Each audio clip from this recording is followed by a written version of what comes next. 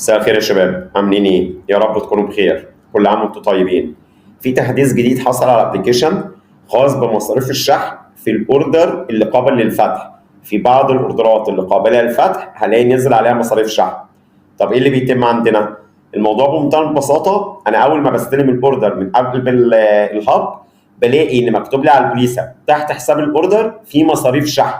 دي بتدفع في حاله لو العميل استلم الاوردر وفتحه ما عجبوش الاوردر ولغى علشان اي مشكله ما عجبتوش. ايه اللي بيحصل بقى عندي على الابلكيشن؟ في الاول الاوردر جوه الابلكيشن بلاقيه موجود بالمنظر دوت.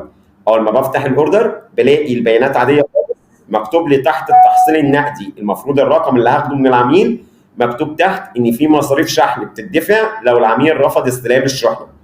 طب انا طلعت العميل وما استلمش، شيك على الشحنه وما عجبتوش لاي سبب كان، هاجي وقتها هقول ان العميل رفض الاستلام.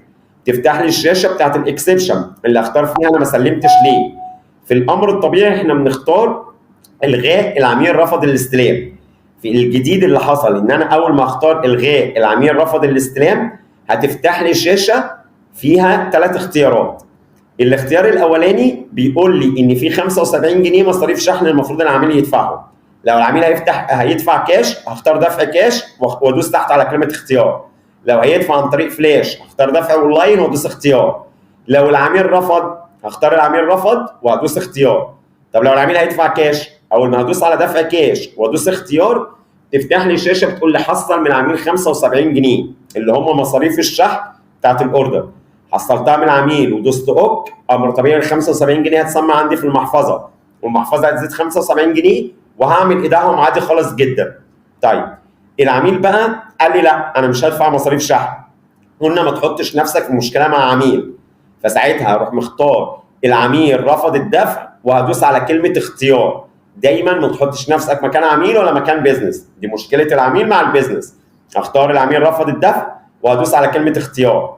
اول ما ادوس على كلمه اختيار هتروح فاتحه لي شاشه تقول لي انت متاكد ان العميل رفض دفع مصاريف الشحن اللي هي قيمتها كذا.